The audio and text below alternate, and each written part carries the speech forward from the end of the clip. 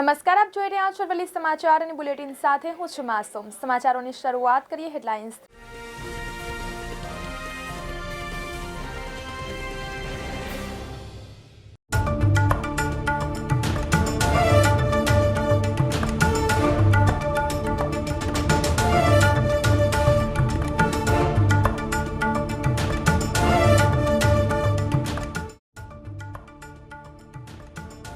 યુપીએસસીની પરીક્ષામાં PM Janman scheme, Ramsar sites, કાશ્મીરનો ઇતિહાસ પૂછાયો।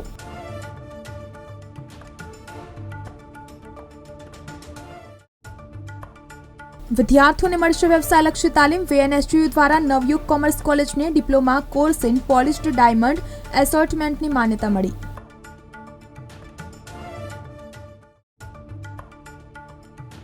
ઇકો ફ્રેન્ડલી ગણેશ મૂર્તિની માંગ વધી। બારડોલીમાં કોલકાતાથી આવેલ મૂર્તિકારોએ અવનવી ડિઝાઇનને બનાવેલી ઇકો ફ્રેન્ડલી ગણેશ મૂર્તિ ખરીદવા ભક્તોની ભીડ જામી।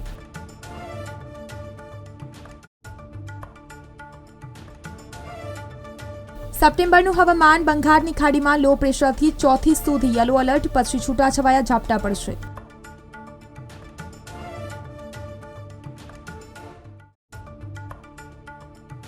સીબીએસઈ શાળાઓમાં કમ્પોઝિટ સ્કિલ લેબ્સની સ્થાપના કરવા સૂચન। ધોરણ 6 થી 10ના વિદ્યાર્થીઓનું કૌશલ્ય વધારવા તરફ ગતિ।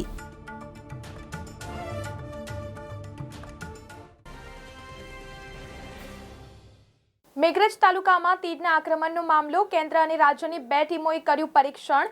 એસરી, રેલાવાડા, ખાખરિયા સહિત ગામોમાં કરી તપાસ। દાંતીવાડા કૃષિ યુનિવર્સિટીના વૈજ્ઞાનિકોએ તપાસ કરી તો પાલનપુર પ્લાન્ટ પ્રોટેક્શન અધિકારીની પણ તપાસમાં તીડ નહીં હોવાનું સામે આવ્યું છે। તીતીઘોડા નામની જીવાત હોવાનું ખુલ્યું છે। તપાસમાં જીવાત સામે આવતા ખેડૂતોને હાશકારો થયો તો મેઘરજ તાલુકામાં તીડના આક્રમણનો મામલો। કેન્દ્ર અને રાજ્યની 2 ટીમોએ કર્યું પરીક્ષણ। હા, નમસ્કાર ખેડૂત મિત્રો। ગુજરાતની અંદર આપણા અરવલ્લી જિલ્લાની અંદર મેઘરજ તાલુકાના જે જુદા જુદા ગામડો છે એની અંદર હાલ જે પ્રાથમિક તબક્કે જોવા મળે છે તેમાં તીતીઘોડાનો ઉપદ્રવ છે અને સર્વ ટીમ સાથે મુલાકાત લઈ અને નિરીક્ષણ કર્યું છે। એમાં ખાસ કરીને જુવારનો જે પાક છે પાકની અંદર એનો ઉપદ્રવ જોવા મળે છે અને થોડાક બીજા મકાઈનો પાક છે એમાં ઉપદ્રવ જોવા મળે છે। એટલે બહુ વધારે માત્રામાં એનો ઉપદ્રવ છે થઈને બીજે નુકસાન કરે એવું નથી, પણ જેટલી જગ્યાએ શરૂઆતમાં જે બિનખેડાણ જેમાં હોય ત્યાં એના ઈંડા મુકાવ્યા, ત્યાંથી આ પાકની અંદર એનું નુકસાન થતું હોય છે। એટલે એવા વિસ્તારમાં જ્યાં લાગે ત્યાં ખેડૂત મિત્રોએ ખાસ કરીને લીમડાનું તેલ છે એ 1500 ppm હોય તો પંપની અંદર છે 15 લીટર પાણીમાં 60 ml નાખીને, અને જો રાસાયણિક દવાની જરૂરિયાત હોય તો એની અંદર ક્લોરોપાયરીફોસ 20 cc અથવા ક્વિનાલફોસ 25 cc દવા છે એ આપણે 2 ml પ્રતિ લીટર પ્રમાણે, અથવા ક્લોરોપાયરીફોસ અને સાયપરમેથ્રિન જે દવાઓ છે એ બંનેનું, અથવા પ્રોફેનોફોસ સાયપરમેથ્રિનનું જે મિશ્રણ આવે છે એ 1 ml પ્રતિ 1 લીટર પાણીમાં નાખીને આપણે છંટકાવ કરીએ તો પ્રાથમિક સ્ટેજે આ જીવાતનું નિયંત્રણ કરી શકાય અને જેથી કરીને આગળ વધતું જીવાતને અટકાવી શકીએ છીએ।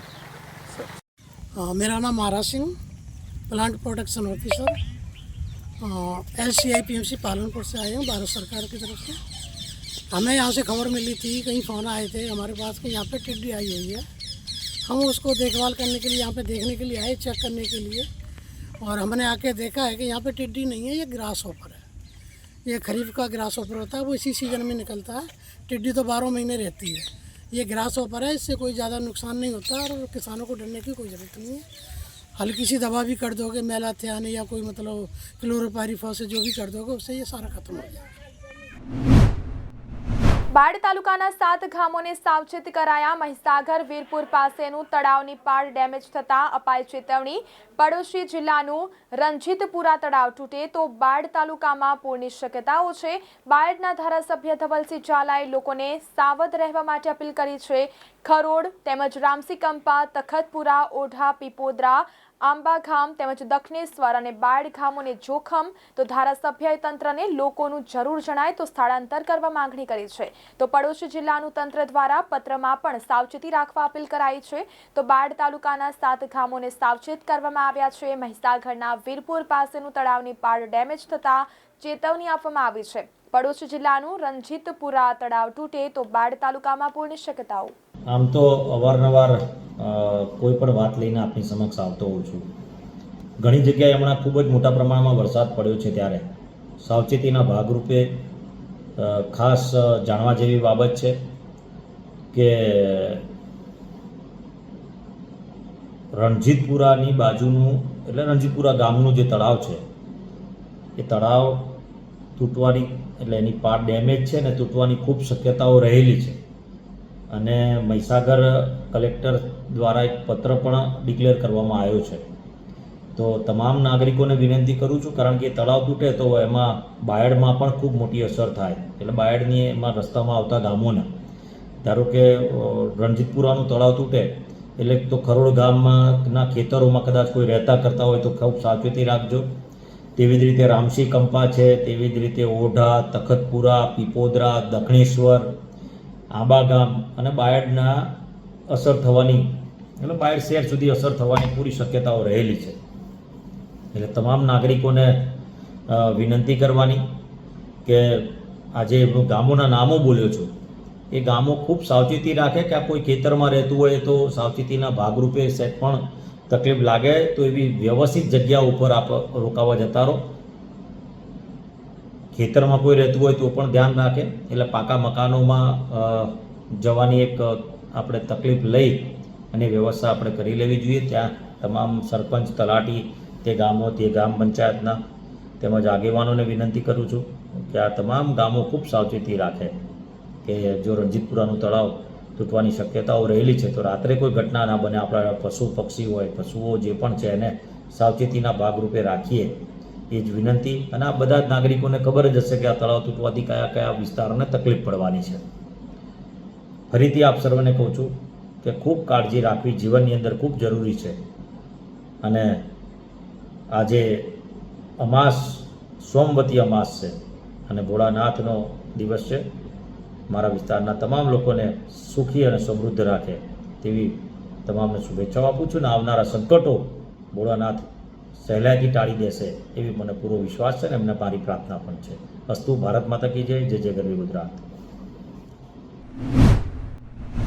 મહીસાગરના વીરપુરના રણજીતપુરા તળાવમાં તિરાડનો મામલો. અરવલ્લીનું તંત્ર થયું છે સતર્ક. બાયડના મામલતદાર ટીડીઓએ ઓઢા ગામની મુલાકાત કરી હતી. ગામના સરપંચ તેમજ ગ્રામજનો સાથે કરી હતી મુલાકાત. તંત્ર દ્વારા કોઈપણ સ્થિતિને પહોંચી વળવા કવાયત તેજ. તો મહીસાગરના વીરપુરના રણજીતપુરા તળાવમાં તિરાડનો મામલો. અરવલ્લીનું તંત્ર સતર્ક થયું છે. બાયડના મામલતદાર ટીડીઓએ લીધી ઓઢા ગામની મુલાકાત.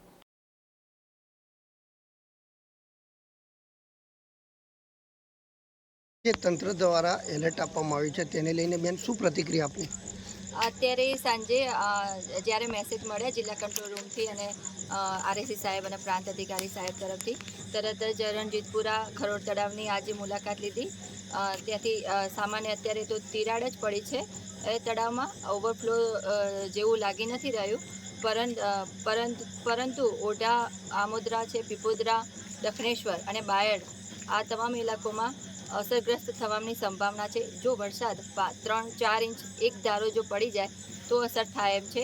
બાકી સામાન્ય વરસાદ પડશે તો અસર થવાની હાલ સંભાવના નથી. અત્યારે ઓઢા ગામે વિઝિટ લીધી છે.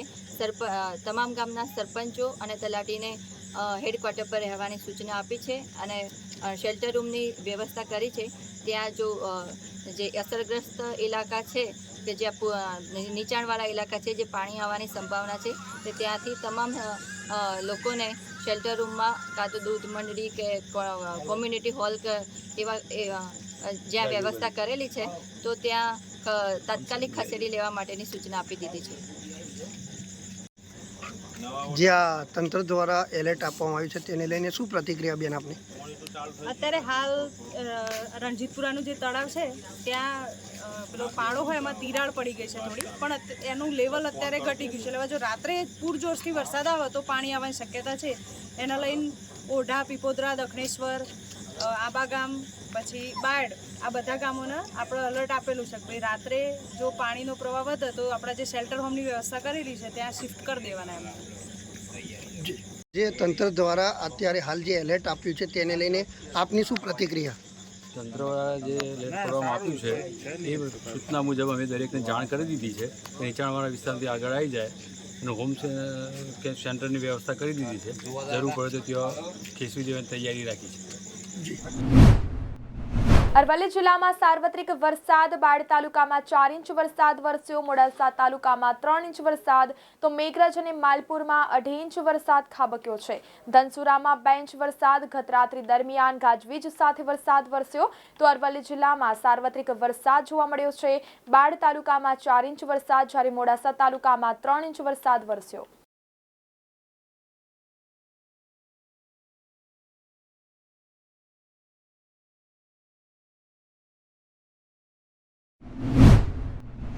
અરવલ્લી જિલ્લાના ડેમોમાં પાણીની વ્યાપક આવક નોંધાઈ છે. વાત્રક અને માજુમ ડેમ ફરી છલકાયા છે. વાત્રક ડેમમાં 44,430 ક્યુસેક પાણીની આવક, તો વાત્રક ડેમમાંથી તેમજ 45,378 ક્યુસેક પાણી છોડાયું છે. બાયડના અને ખેડા જિલ્લાના 15 ગામોને સતર્ક કરવામાં આવ્યા. તો માજુમ ડેમમાંથી 6,800 ક્યુસેક પાણીની આવક, માજુમ ડેમમાંથી 6,800 ક્યુસેક પાણી છોડાયું. માજુમ નદી કિનારાના 3 તાલુકાના 30 ગામો અલર્ટ પર. તો અરવલ્લી જિલ્લાના ડેમોમાં પાણીની વ્યાપક આવક નોંધાઈ છે. વાત્રક અને માજુમ ડેમ ફરી છલકાયો છે. વાત્રક ડેમમાં 44,430 ક્યુસેક પાણીની આવક નોંધાઈ. વાત્રક ડેમમાંથી 45,378 ક્યુસેક પાણી છોડાયું. તો બાયડના અને ખેડા જિલ્લાના 15 ગામોને સતર્ક કરાયા. બાયડથી સમાચાર આવી રહ્યા છે. બાયડની કોસના છાપરા નદી બંને કાંઠે. બાયડમાં 4 ઇંચ વરસાદ બાદ નદીમાં ઘોડાપૂર આવ્યું. ઉપરવાસમાં પાણી છોડાતા નદી ઉફાન પર તેમજ જોવા મળી. નદી કિનારે નહીં જવા તંત્રની લોકોની અપીલ. તો બાયડની કાંસના છાપરા નદી બંને કાંઠે વહી રહી છે. બાયડમાં 4 ઇંચ વરસાદ બાદ નદીમાં ઘોડાપૂર આવ્યું. ઉપરવાસમાં પાણી છોડાતા નદી ઉફાન પર જોવા મળી.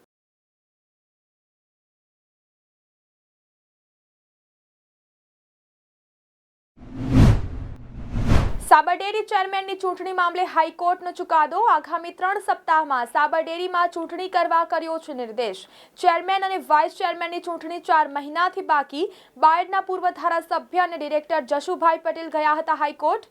સાબરડેરીના નેતાઓએ હવનમાં હાડકા નાખવાનું કામ કર્યું. જશુભાઈ નિવેદન આપ્યું. નેતાઓએ અંગત સ્વાર્થમાં પશુપાલકોને ભાવફેર પણ મોડો આપ્યો. તો હાઈકોર્ટના આદેશને લઈ સાબરકાંઠાના સરકારી રાજકારણમાં ગરમાવો જોવા મળ્યો. તો સાબરડેરી ચેરમેનની ચૂંટણી મામલે હાઈકોર્ટનો ચુકાદો. આગામી 3 સપ્તાહમાં સાબરડેરીમાં ચૂંટણી કરવા નિર્દેશ કર્યો છે. ચેરમેન અને વાઇસ ચેરમેનની ચૂંટણી 4 મહિનાથી છે બાકી. સાબરડેરીના ચેરમેન અને વાઇસ ચેરમેનની ચૂંટણી છેલ્લા 4 માસથી કાનૂની ફંદામાં ફસાયેલી હતી. કેટલાક લોકો ચૂંટણી થાય ન થાય એમાં જુદા જુદા પોતાના કંઈક સ્વાર્થ ખાતર, નિજી સ્વાર્થ ખાતર આ યજ્ઞની અંદર હાડકો નાખવાનું કામ કરી રહ્યા છે. હું જોઈ રહ્યો હતો એક ડિરેક્ટર તરીકે. અને કાનૂનમાં હું માનું છું, પારદર્શિતામાં જ્યારે માનું છું, ત્યારે સાબરડેરીની ચૂંટણી જો ચેરમેન વાઇસ ચેરમેનની ન થાય તો આ બંને જિલ્લાના દૂધ ઉત્પાદકોને ભારે નુકસાન થઈ રહ્યું હતું. એમના ભાવફેરની રકમ સમયસર ન મળવાના કારણે ખેડૂતોએ બહુ મોટું નુકસાન કર્યું હતું. ત્યારે મને એમ લાગ્યું કે સાબરડેરી અને તેના દૂધ ઉત્પાદકોના હિતમાં કોર્ટમાં જવું જોઈએ. હું ગુજરાત હાઈકોર્ટમાં દાદ માંગી. નામદાર હાઈકોર્ટે હુકમ કરી જે લોકો હવનમાં હાડકો નાખવા વાળા હતા તે એમની વહેલી મુરાદ બંધ ન આવી અને 20 દિવસ 25 દિવસ પહેલો ચૂંટણીની કાર્યવાહી પૂરી કરવાના હુકમો નામદાર કોર્ટે આપ્યા. લોકોમાં આનંદ છે આજે કે એમની જીવાદોરી છે ફરી જીવંત થઈ. અરવલ્લી જિલ્લામાં ગત રાત્રિ દરમિયાન જિલ્લાના 6 તાલુકામાં 1 થી 4 ઇંચ વરસાદ ખાબક્યો હતો. સાથે ઉપરવાસમાં પણ વધુ વરસાદ વરસવાને પગલે જિલ્લાના જીવાદોરી સમાન ગણાતા વાત્રક અને માજુમ ડેમમાં પાણીની આવક વધી હતી. મોડાસાના માજુમ જળાશયમાં 6,800 ક્યુસેક પાણીની આવક, જ્યારે વાત્રક જળાશયમાં 44,430 ક્યુસેક પાણીની આવક ચાલુ થઈ હતી. જેના પગલે જળાશયોનું રૂલ લેવલ જાળવવા તંત્ર દ્વારા આ બંને ડેમમાંથી પાણી છોડવામાં આવ્યું હતું. વાત્રક જળાશયમાંથી 45,378 ક્યુસેક, જ્યારે માજમ જળાશયના 2 દરવાજા ખોલી 6,800 ક્યુસેક પાણી છોડવામાં આવ્યું હતું. જોકે જિલ્લાના જળાશયોમાંથી પાણી છોડવાને પગલે ખેડૂતોમાં ખુશીનો માહોલ જોવા મળ્યો હતો. સાથે તંત્ર દ્વારા આ બંને જળાશયોના કાંઠા વિસ્તારના લોકોને નદી કાંઠે ન જવા માટે એલર્ટ પણ કરવામાં આવ્યા હતા. અરવલ્લી જિલ્લાની અંદર રાત્રિ દરમિયાન 1 થી 4 ઇંચ વરસાદ ખાબક્યો છે. ઉપરવાસની ભારે વરસાદના કારણે અરવલ્લી જિલ્લાના તમામ ડેમોમાં પાણીની આવક વધી રહી છે.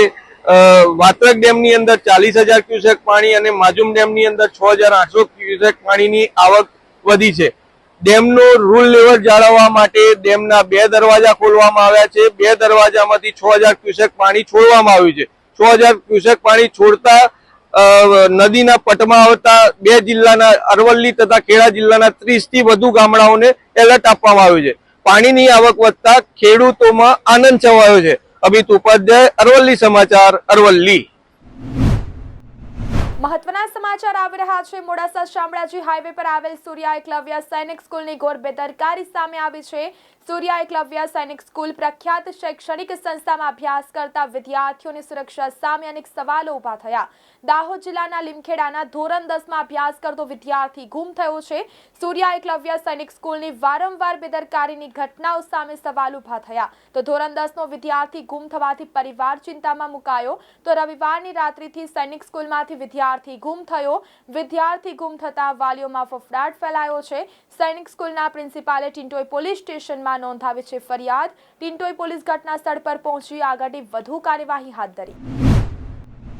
બાયડના વાત્રક ખાતે અમાસનો મેળો ભરાયો હતો, જેમાં મોટી સંખ્યામાં લોકોએ મેળાની મજા માણી હતી. શ્રાવણના છેલ્લા સોમવારે તેમજ અમાસના દિવસે મેળો ભરાતો હોય છે. દર વર્ષની જેમ આ વર્ષે પણ મેળો ભરાયો હતો, જેમાં બાયડના નાના મોટા વેપારીઓ વાત્રકમાં સ્ટોલ ઊભા કર્યા હતા, જેમાં ભાઈઓ, બહેનો, બાળકો, વૃદ્ધોએ મેળાની મજા માણી હતી. તેમજ શ્રાવણ માસમાં શ્રદ્ધાળુઓ મંદિરમાં દર્શન કર્યા હતા. મેળામાં બમ બમ બોલેના નારાઓથી મંદિર ગુંજી ઉઠ્યું હતું. પંચમહાલથી સમાચાર આવી રહ્યા છે. હાલોલ પાલિકા દ્વારા ક્લોરિનેશન અને સેનિટાઇઝેશનની કામગીરી હાથ ધરાઈ. રોગચાળો ફેલાતો અટકાવવા પાલિકા દ્વારા કામગીરી હાથ ધરવામાં આવી. હાલોલના વિવિધ વિસ્તારોમાં કામગીરી હાથ ધરવામાં આવી. વરસાદી પાણીમાં મેલેરિયા તેમજ ઓઇલ તેમજ સોડિયમ હાઇપોક્લોરાઇડનો છંટકાવ કરવામાં આવ્યો.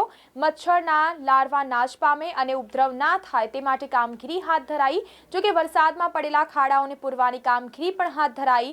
નગરમાં પડેલ ઠેર ઠેર ધાબળાઓ પૂરવાની કામગીરી હાથ ધરવામાં આવી. તો હાલોલ પાલિકા દ્વારા ક્લોરિનેશન અને સેનિટાઇઝેશનની કામગીરી હાથ ધરવામાં આવી. જ્યાં રોગચાળો ફેલાવતો અટકાવવા માટે પાલિકા દ્વારા આ કામગીરી કરવામાં આવી હતી.